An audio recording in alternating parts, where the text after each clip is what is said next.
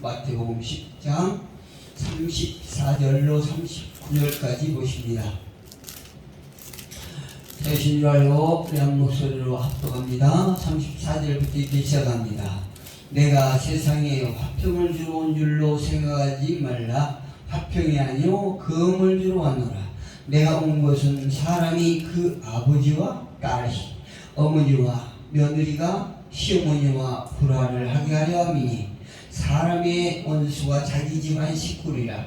아버지나 어머니를 나보다 더 사랑하는 자는 내게 합당하지 아니하고, 아들이나 딸을 나보다 더 사랑하는 자도 내게 합당하지 아니하며, 또 자기 십자가를 지고 나를 따르지 않는 자도 내게 합당하지 아니하리라. 자기 목숨을 얻는 자는 잃을 것이요 나를 위하여 자기 목숨을 잃는 자는 얻으리라. 아멘. 기도합니다.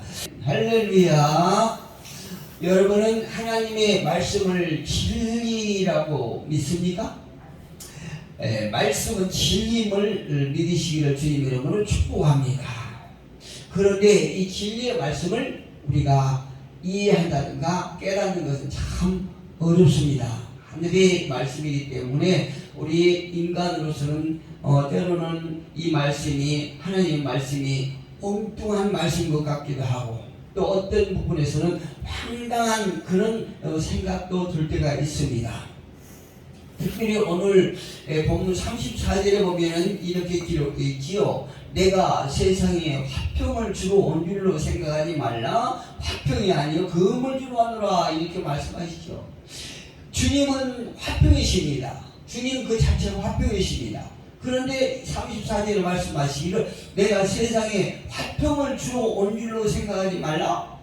화평을 주러 오지 않았다는 거지요. 화평을 주러 생각하지 말라. 화평이 아니요 금을 주러 왔노라. 이렇게 말씀하세요. 황당하지요? 이해가 되지 않지요?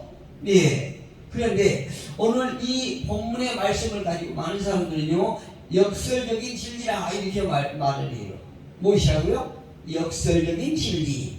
역설적인 진리라고 말을 한다는 것은 얼핏 들으면은 진리가 아닌 것 같은데, 이 말씀이, 하나님의 말씀이 진리가 아닌 것 같은데, 그럼에도 불구하고 그 안에 우리가 황당하게 생각하고 엉뚱한 말씀으로 우리가 이해를 하는데 그 안에 진리가 있다는 얘기예요.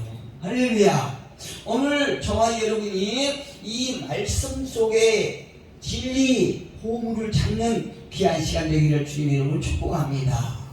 그렇다면 오늘 이 구체적으로 주님은 어디에 금을 주러 오셨을까요? 금을 주러 오셨다고 그랬는데 금을 어디에 주러 오셨을까요? 인간이 사는 세상에 금을 주러 오셨습니다. 할렐루야. 마태복음 5장 9절에 보니까 화평케 하는 자는 복이 있나니, 예수님의 산상수훈에서 그렇게 말씀하셨잖아요. 이 말씀이 얼마나 복이 있대. 화평케 하는 사람은 복이 있다. 이렇게 말씀하세요. 저와 여러분이 많은 이렇게 단절되어 있는 사람과 사람 사이에, 또한 하나님과 사람 사이에 단절되어 있는 그런 관계를 화평케 하는, 그렇게 선한 영향력을 끼치는 저와 여러분이 되시면 참 좋겠습니다. 복 있는 사람이 서로 간에 단절된 상태를, 관계를 회복시키는, 그래서 화평하게 하는 사람이 복이 있다. 이렇게 말씀하신다는 거예요. 어디서요? 주님의 산상수훈에서 마태복음 5장 9절에서 그렇게 말씀하시고 계신다는 거죠. 그런데 여기서는, 오늘 본문에서는 화평을 주러 온 것이 아니라 금을 던지기 위하여 오셨다. 이렇게 말했어요. 엉뚱하지요? 이해가 안 되지요? 정말 열성적이 맞습니다. 누가복음에서 누가복음 10장 19절에서 49절이 몇 장인가요? 49절 49절에서 내가 불을 던지러 왔다. 이렇게 말씀하세요. 그렇게 기록되어 있거든요. 내가 불을 던지러 왔다. 평화를 던지러 오신 것이 아니고 불을 던지러 왔다. 이렇게 말씀.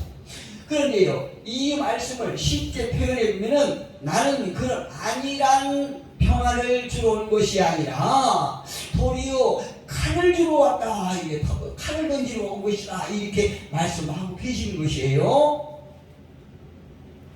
주님께서는요, 이 칼날을 가지고 이 세상을 난도질하기 위해서 오셨다는 것이요.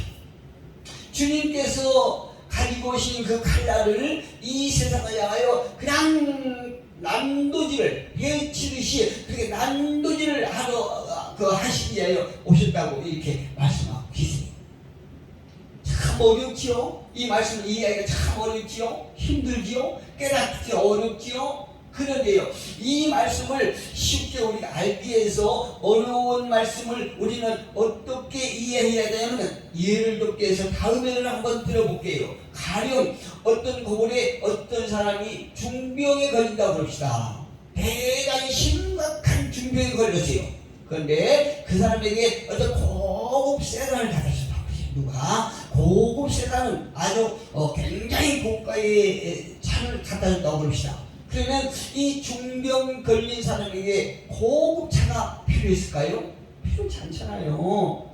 그렇다면 그 사람에게 굉장히 많은 양의 어떤 보물, 다이아몬드를 갖다 준다고 그럽시다. 그럼에도 불구하고 그 다이아몬드까지도 그 사람에게는 아무 필요 없어요. 그 중병에 걸려서 내일 죽을지 모레 죽을지 모르는 사람에게 보물이 무슨 필요가 있습니까? 다이아몬드가 무슨 필요가 있습니까? 그렇다고 해서 그 중병 걸린 사람에게 아주 굉장히 크고 화려한 그런 저택을 갖다 줬다고 그래요. 저택을 지어줬다고 그래요. 그렇다고 해서 그 사람이 병이 났습니까? 안 그래요. 그 사람이 꼭 필요한 것은 그 사람의 중병을 치료할 수 있는 의사가 필요하지 않습니까? 할렐루야. 예, 그 사람이 아주 심각한 질병을 치료할 수 있는 의사가 필요하거든요. 주님께서 주신 칼은요, 세상을 죽이기 위한 것이 아니라 살리기 위해서 오셨다는 말씀이에요. 할렐루야. 화평을 주라는 것이 아니라, 그러니까 우리가 생각했던 그 알량한 안일한 그런 화평이 아니고, 평안이 아니고, 진정한 평안이 무엇인가를 알게 하고 그 평안을 우리가 누리도록 오셨다는 얘기입니다. 누가요? 주님께서. 그 다음에 주님께서 이 땅에 금을 주러 오시다고 하는데, 어디다 금을 주셨다는 것이요? 가정에다 주셨다는 것입니다. 가정이에요. 요한복음 2장 1절에 보니까 예수님께서 어느 가정에 초대를 받고 갔지요. 초대를 받고 가셨잖아요. 그런데 그 가정이 어떤 가정입니까? 혼인잔치 가정이잖아요. 그러니까 가정을 새로 꾸민 그런 가정이에요. 이제 출발하는 가정이란 말이에요. 남녀가 하나가 돼서 이제 귀한 가정을 꾸리는 그 가정인데, 그 가정에서 예수님께서 하신 일이 무엇입니까? 물을 포도주로 만들었지요. 할렐루야. 물을 포도주로 만들었다는 것은 새 가정에 새로 출발한 남녀가 서로가 만나서 새로 출발한 그 가정에 축복하시다는 얘기입니다. 주님께서요. 그리고 19장 6절에도 보니까 예수님께서 하신 말씀이, 하나님께서 짝 지어주신 것은 사람이 나눌 수가 없다. 나누시면 안 된다. 이렇게 말씀하세요. 여러분, 세계에서 이혼율이 가장 높은 나라가 어느 나라예요? 한국이에요. 정말 창피해요. 안타까워요. 마음이 아파요. 자살 1위, 이혼율 1위, 정말 1등에서는 안 될 그런 일들에 1등을 하는 나라가 이 나라예요. 왜 그럴까요? 참 미안해요. 제가 어렸을 적에도요, 어렸을 적에는 그렇게 못 먹고 못 입고 헐벗은 그런 굶주린 일이 세상에 있지만, 그래도 이혼율이 세계에서 1위 안 했거든요. 절대 1위 안 했어요. 그런데 지금 어떻습니까? 이 나라가 이렇게 윤택하고 잘 먹고 잘 삶으로부터 잘 살면서 오히려 이혼율이 많아지고 자살률이 많아지는 것입니다. 왜 그럴까요? 우리가 많은 것을 소유했지만, 많은 걸 누리고 있지만, 그래도 불구하고 생각이 잘못돼서 뭡니까? 행복 지수가 그만큼 낮아졌다는 얘기입니다. 나는 불행하다고 생각하는 거죠. 나는 불행하다는 거죠. 그래서 많은 사람들이 그냥 뭐 경제적으로 성격이 안 맞네, 뭐가 안 맞네 이래서 그냥 갈랐잖아요. 그런데 주님께서 말씀하세요. 하나님께서 짝 지어주신 관계를 너희는 나눌 수가 없다, 이렇게 말씀하세요. 우리가 남남끼리 만나는 것이요 우연인 것 같지만 하나님이 다 섭리라는 얘기입니다. 그래서 하나님께서 짝지어주신, 하나님께서 만나게 하신 것을 사람이 가릴 수 없느니라, 이렇게 말씀하고 계시는 것이에요. 근데 뜻밖의 놀라운 대목은 어떤 대목입니까? 오늘 본문 35절에 한번 볼까요? 35절 같이 한번 읽어봅니다. 시작. 내가 온 것은 사람이 그 아버지와 딸이, 어머니와 며느리가 시어머니와 불화하게 하려 하니, 참 이상하죠. 주님께서 화평이에요. 주님께서 평안이에요. 주님께서 하나님께서 맺어주신 짝을, 합해진 짝을 나누면 안 된다, 이렇게 말씀하신 분인데, 오늘 보면 35절에서 내가 온 것은 사람이 그 아버지와 딸이 불화하겠다는 거죠. 참 알 수가 없어요. 어머니와 며느리가, 시어머니가 불화를 하게 하러 오셨다고 말씀하세요. 자, 그러면서 36절에 사람의 원수가 자기 집안 식구리라, 이렇게 말씀하세요. 알 수 없죠? 참 희한하죠? 그러니까 그 치료의 금을 가정에도, 지금 지구상에 수많은 가정들이 온갖 탐욕과 정욕과 우상의 숭배로 범벅이 되어 있잖아요. 한마디로 얘기하면 마귀가 다스리는 그 가정들이란 말입니다. 그래서 하나님께서 주님을 통하여, 성령을 통하여 말씀을 그 가정에 주시는 것이에요. 그러면 그 말씀을 주셨을 때에 그 말씀을 다 온 가족이 받아들이면 얼마나 좋겠습니까? 그런데 그렇지 않은 거예요. 그 사람 심령밭에 따라서 하나님의 말씀을 내 것이라 하고 나를 살릴 수 있는 생명의 말씀이다 하고 받아들이는 사람이 있는가 하면, 한 나라에서도 하나님의 말씀을 받아들이지 않고 거부하는 사람이 있어요. 그러면 하나님의 말씀을 받아들이는 쪽과 받아들이지 않는 쪽이 원수가 되지 않습니까? 이래서 불안을 주기 위해서 하나님께서, 주님께서 검을 주셨다고 말씀하세요. 어디에? 가정에다. 그런데 예수님의 궁극적인 목적은, 오신 목적은 가정을 완전히 죽여버리려고 오신 것이 아니고 그 가정을 살리기 위해서 오시다는 거죠. 할렐루야. 이와 같은 모든 어떠한 가정도 이렇게 온갖 세상 것으로 인한 비참한 갈등으로 병든 가정은 절대로 행복할 수 없다는 것을 우리가 알 수 있습니다. 아까 조금 전에 말씀드렸지요. 이 나라가 자살률이 세계에서 1위고 이혼율이 1위라고 말씀드렸잖아요. 우리가 어떤 경제적으로 얻는 것은요, 불편할 뿐이에요. 우리가 행복하고 불행한 것하고는 상관이 없단 말입니다. 그런데 우리가 불행한 것이 물질이 없기 때문에 불행하다고 생각하는 그 자체가 잘못됐다는 얘기입니다. 우리가 예수 믿는 사람들이 물질도 많이 있어서 누리면 좋겠지요. 또 물질로 하나님의 나라를 확장하는데 우리가 잘했으면 좋겠지요. 그런데 오히려 물질이 많음으로 말미암아 불행해지는 가정들이 많지 않습니까? 우리는요, 그 행복의 조건으로 물질이나 어떤 그 소유욕 이런 것으로 우리가 기준을 삼으면 절대 행복할 수 없다는 사실입니다. 이런 병든 가정을 치료하기 위해서 주님께서 주신 칼로 도려내야 한다는 것입니다. 할렐루야. 어딜요? 잘못된 사고방식, 생각을 도려내야 한다는 것입니다. 그래서 예수님은 그 칼날을 가정에도 주시러 오셨다, 이렇게 말씀하세요. 그렇다면 예수님께서 또 칼날을 어디다 줬을까요? 각자 개인에게 주신 것이에요. 각자 개인에게. 마태복음 16장 26절을 보니까 어떻게 말씀하시냐면요, 인간의 목숨을 천하보다 귀하게 여기신다는 사실을 우리가 알 수 있습니다.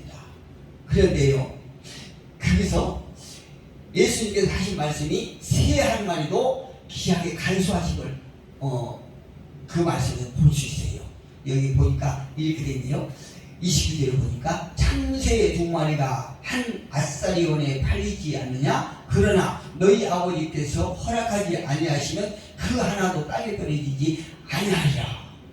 참새 한 마리도요, 하나님께서 허락하지 아니하시면 남들에게 죽임을 당하지 않는다는 얘기입니다.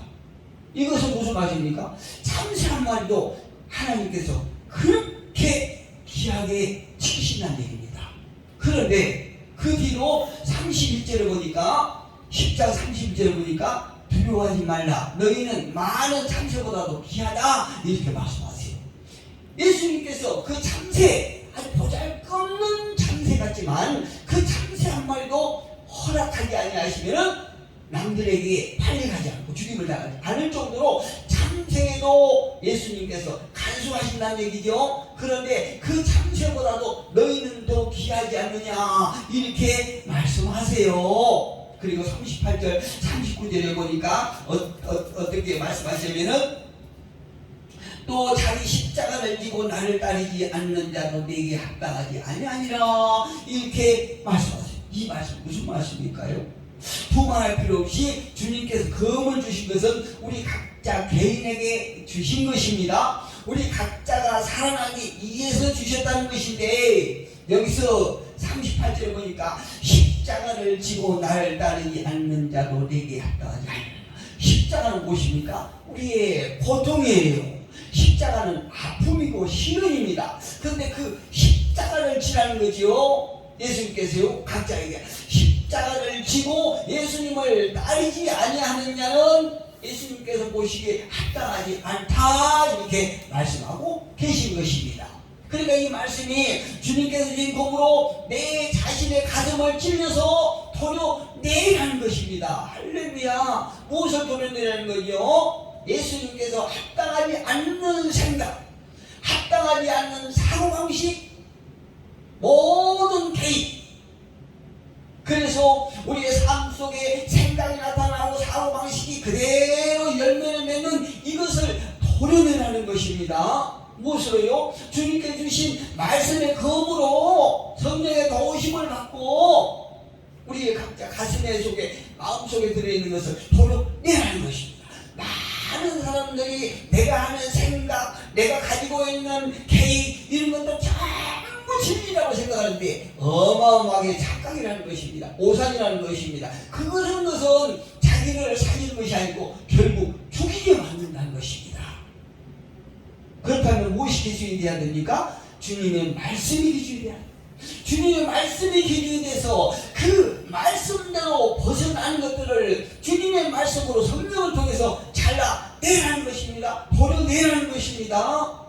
그리고 그 날카로운 검이 내 속에 온갖 탐욕과 욕심, 질투, 시기, 다툼 이런 여러 가지 병균들을 잘라내야 그래서 우리가 새롭게 거듭난다. 새롭게 살아나는데 이걸 성경적으로 거듭났다 이렇게 말씀하시죠. 그래야 거듭난다는 얘기입니다. 이것이 바로 자기 십자가를 지는 것이고 자기 목숨을 얻는 방법이고 비결이라는 얘기입니다. 누구든지요 자기를 불러 태워내지 아니하면 결코 남을 이해할 수 없고 남들의 어려움에 대해서 공감할 수 없다. 남들 다 행복한데 나만 불행하다고 생각나는 거죠. 인생이라는 거는요 예수를 믿는 사람도 믿지 않는 사람도 모두가 다 고난이 있습니다. 그런데 내 고난만 가장 어렵다고 생각하는 것이에요. 그래서 남들을 공감하지 못해요. 남들을 이해하지 못해요. 그래서 내가 불행하다고 생각하니 나만 불행하다고 생각하는 거죠. 일찍이 예수님께서는 진리를 가르치기 위해서 당신의 몸을 칼로 잘라내고 불에 던지신 분이십니다. 말씀을 정리해 봅니다. 세상 전체는요 한 차례 죽어야만이 진정으로 살아날 수 있습니다. 그대로는 절대 행복할 수 없어요. 마귀가 씨앗을 뿌리는 이 세상은 그대로는 절대 누구도 행복할 수 없다는 사실. 가진 자도 가지지 않는 자도 권력자도 평범한 자도 절대 그대로는 행복할 수 없다는 사실. 왜요? 병든 그 자체로는 행복할 수 없지 않습니까? 누구라도 병든 자체로는 행복할 수 없습니다. 사람들은요, 일시적인 평안만을 추구하며 살아가고 있지요. 병든 채로 말입니다. 그러나 인생을 덧없이 그렇게 사는 것은 결국 그만한 대가를 지불해야 되는 것입니다. 주님께서 주신 금이 세상을 또 가정을 그리고 각자 개인을 치료하고 회복하시기를 주님 이름으로 축복합니다.